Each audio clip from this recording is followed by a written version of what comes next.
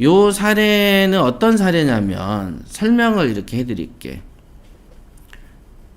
어떤 사례냐면 이게 이제 A가 있어. A가 집주인. 근데 그때 임차인은 B였죠. 그런데 임차인 B가 사는 게 아니고 임차인 B는 누구랑 계약했냐면 C 임차인과 계약을 또 한 거예요. 그러니까 이거를 뭐라 그래? 전대차라 그러잖아, 통상적으로. 그러니까 집주인하고 계약한 임차인이 B였는데 B하고 C가 이제 계약을 해서 이 C가 여태 전입신고를 한 거야. 전입신고. 여기까지는 아실 거예요. 그러다가 B가 몇 년 있다가 A한테 사요. 그래서 B가 매입을 하면서 집주인이 됩니다. 이때쯤에 집주인이 되면서 같은 날에 국민은행한테 대출을 받아.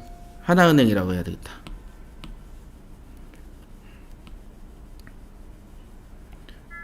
우리 협회 스파레즈 카드는 하나카드죠. 그래서 하나은행한테 근저당을 설정하고 돈을 빌려요. 바로 이 집주인이 되는 날, 같은 날. 그랬을 때 요 C는 B가 임차인일 때 계약해서 여태 살았는데 이제 B가 집주인이 됐으니까 사실상 이때 하나은행인 근저당보다 더 늦게 당일 요 다음 날부터 임차인이 될 것 같잖아요. 그런데 판결이 어떻게 됐냐면 이렇게 B가 임차인일 때 계속 계약해서 산 C는 이 B가 실제로 집주인이 되는 그 순간 대항력이 인정된다라고 보는 거예요. 그 순간.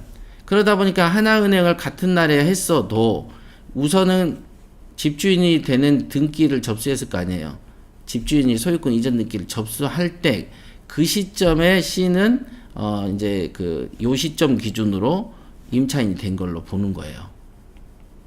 그 시점, 아까 이게 등기하자마자부터 그 다음에 단 접수 번호가 한 개라도 더 늦게 하나은행이 근저당이 들어온 것으로 보는 거예요. 그런 다음에 이제 경매가 진행돼서 낙찰자가 한 명이 이제 온 거죠. 낙찰. 그래서 낙찰자가 요 임차인 C한테 후순위니까 나가라 그랬는데 법원에서는 야 얘가 선순위니까 네가 물어줘 이렇게 된 사례인 거예요. 여기 종이가 좀 지저분한데 느낌은 충분히 오시게끔 제가 말씀드렸는데 모르면 암기예요. 무조건. 자, 모르면 암기. 자, 다시 한번 A가 집주인 그리고 B가 임차인. 근데 B가 C랑 다시 세를 준 거야. 그러니까 C 임차인이 있었던 거지. 그러다가 B가 다시 이제 B가 주인이 된 거야. 사서. 주인이 되면서 같은 날 하나은행에 대출을 낀 거예요. 하나은행 근저당을.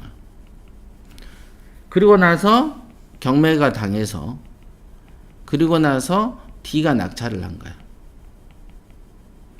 그러니까 실제로 이 C라는 것은 B가 주인이 된 임차인일 때 계약한 건 임차인으로서 전입신고로 보지 않고 B가 주인이 되는 그 순간 얘가 임차인으로서 권리를 얻어버린 걸로 본단 말이에요.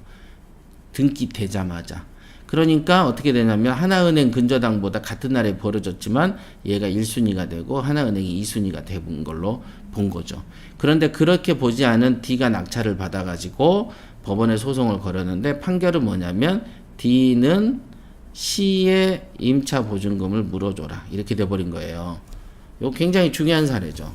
즉 임차인한테 집을 빌려 쓰고 있는 임차인 C가 그 임차인이 이 새로운 집주인이 됐을 때 그 순간 임차인으로서 전입신고의 효력을 줘버리는 거예요.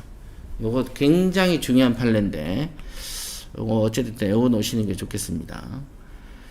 그러면서 이제 사이드로 있는 하나 판결이 뭐냐면 하나 이제 사이드로 있는 게 뭐냐면 A가 소유자인데 B한테 매매하죠. 그러니까 B가 이제 현 소유자가 되겠죠. 보이시죠? B는 현 소유자가 되고 A는 전 소유자 되는 경우 있잖아. A가 B한테 집을 팔면서 그러면서 B 밑으로 들어가서 A가 임차인이 되는 경우 많이 보셨죠? 집을 팔고 세입자로 물러나서 앉는 경우들이 있어요. 그죠? 그럴 때 B가 현 소유자가 되면서 같은 날에 하나은행에 빚을 질 때가 있어. 그러면은 이 전 소유자가 임차인으로 주저앉을 때 전입신고는 이때 여기서부터 있잖아. 솔직히 소유자도 전입신고를 하니까. 그럴 때는 어떻게 되냐면 A가 임차인으로 전입한 것은 어쨌든 하나은행보다 늦게 와서 이길 0시부터 효과가 발생하기 때문에 하나은행이 1순위, A 임차인은 2순위가 되는 것입니다. 자, 이렇게 전 소유자가 임차인으로 앉는 경우하고 금방처럼 현재 소유자가 임차인일 때 그 전대차로 있었던 사람의 전입신고하고 이 두 가지의 판례는 암기해 놓는 게 좋다. 이렇게 보실 수 있겠습니다. 잘 이해를 못하는 분들이 은근히 많을 거예요. 그래서 이 방송은 끝나고 나서 바로 그 비공개를 하지 않고 여러분들이 이제 복습을 좀 하게끔 내일 그 출근할 때까지는 열어놓도록 하겠습니다. 그러니까 오전 10시나 11시까지는 그 다음에 내려서 하겠습니다. 물론 여러분들 중에는 야 이거 다운받아 놔야지 하는 분들도 있을 거예요. 다운받는 앱이 많이 있죠. 자 보시겠습니다. 여러분들 댓글 한번 보고 네 영옥씨 성필씨 오셨고요. 다른 분들도 오셨고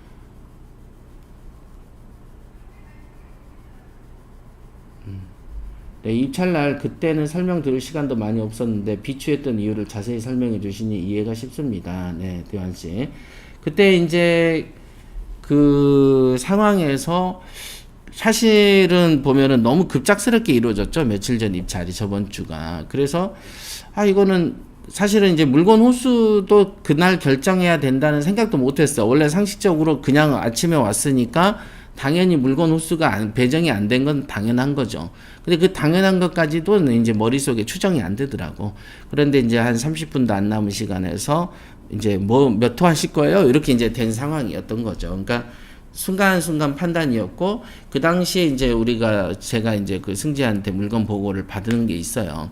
그랬을 때, 황진산인가 어떤 사람이 하나 있다. 이거는 중국인이다.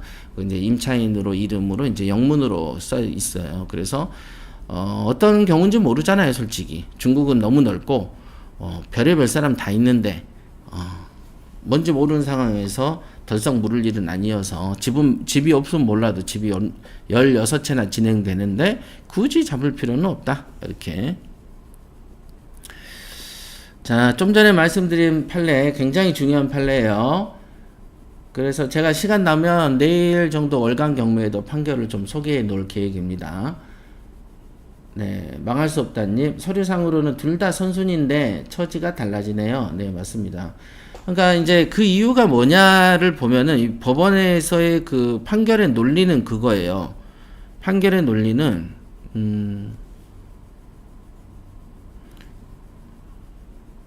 판결의 논리는 판결의 논리가 있어서 내가 써놨는데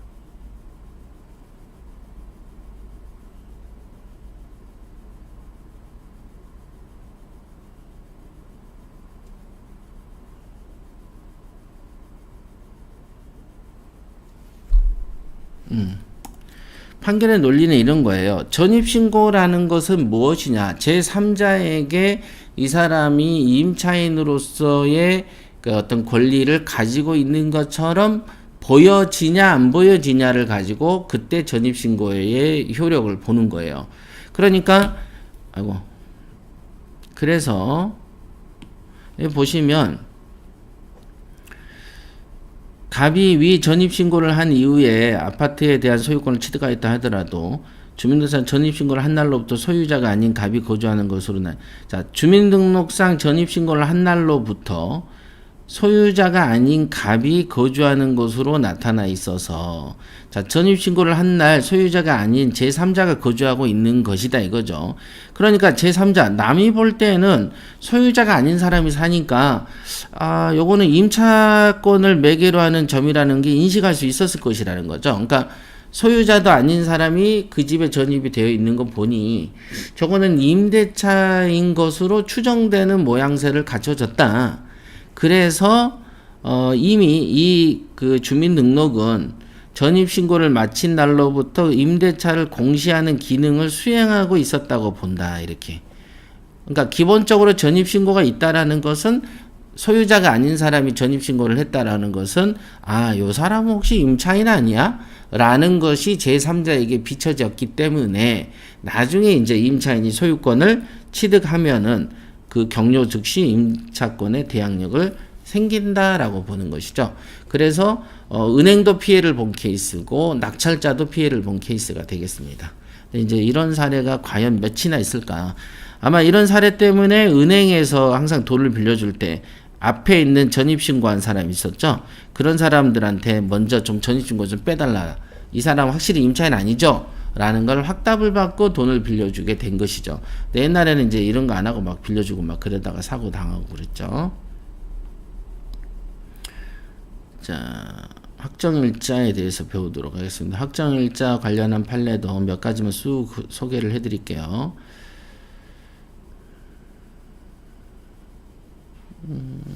요것도 한번 읽어볼게요. 노란 줄은 중요해서 쳐놓은 것 같은데, 자, 주택에 관해서 임대차 계약을 체결한 임차인이 자신의 지위를 강화하기 위해서 전세권을 따로 작성하는 경우가 있죠. 그래서 이제 가끔 임차인이 별도로 전세권 계약을 하는 경우도 있는데, 따로 작성된 전세권 설정 계약서가 원래 임대차 계약서와 계약 일자가 다르다고 해도 계약 당사자와 계약 목적물 보증금액에 등에 비추어 동일성을 인정할 수 있다면 동일한 걸로 본다. 즉 A하고 B 간에 있었던 임대차 계약서에는 예를 들면 3월 1일부터 임대차를 했다라고 썼는데, 다시 B가 불안해서 전세권 계약서를 사용했는데 그때는 4월 1일부터 전세권이 성립한다라고 적었을 때, 그럼 이 두 개의 계약이 동일한 것으로 봐야 되냐 다른 것으로 봐야 되냐라고 하는 이제 소송이 붙었는데, 이제 법원 입장에서는 딱 봐도 그냥 조금 계약 일자가 좀 다르지만은 당사자도 둘이고 목적물도 같은 거고 전세 보증금도 똑같으니까 요거는 그냥 같은 계약서야 라고 보자, 이런 판례가 있는 거죠. 이런 거. 그래서 요 부분이 중요한데 읽어볼게요. 자, 전세권 설정 계약서가 첨부된 등기 필증에 등기간의 접수인이 찍혔다면 원래 임대차에 관한 계약 증서에 확정일자가 있는 것으로 봐야 된다. 자, 전세권 설정 계약서에 등기간의 접수 도장이 찍히는 거가 바로 확정일자로 본다. 그건 당연한 거가 전세권 성립 등기, 성립일이 곧 확정일자 효력처럼 우선 변제 효과가 있기 때문에 그렇습니다. 이 경우에 원래 임대차는 대지 및 건물 전부에 관한 것이나, 원래 보통 임대차라는 것은 임대차 보호법에는 대지하고 건물의 가격이 포함된 걸로 봅니다. 전세권 설정 계약서에는 건물에 관해서만 작성이 되고 전세권 등기도 건물에 대해서만 효력이 미쳐졌다고 하더라도, 자, 전세권은요, 토지하고 건물을 동시에 전세권 설정을 해야만 되는데 통상 전세권은 건물에만 설정이 됩니다. 그러니까 예를 들어서 우리가 우리 봉천동 사옥 같은 경우에 예를 들면은 주택 같은 경우는 301호 빌라에 전입했다. 그러면 주택임대차 보호법에 가로 열고 이렇게 돼 있어요. 토지 포함 이렇게 딱 돼 있어. 그러니까 주임법에 전세 내가 5천을 냈다 그러면 5천만 원의 담보는 그 건물에 있는 그 301호의 건물과 301호의 대지권을 판매한 가격에서 내 돈 5천을 땡겨가요. 그러나 전세권 301호 그러면은 토지의 가격에서는 배당을 못 받습니다. 건물 전세니까 건물에 대해서만 배당을 받아요. 그게 굉장히 중요한 이치인데, 그러니까 301호에 대해서 임대차를 맺게 되면 이 301호를 판 가격에서 임차 보증금을 받아가잖아요. 그러니까 301호를 판 금액은 뭐겠어요? 건물과 토지를 같이 팔아 제껴가지고 돈을 가져가잖아요.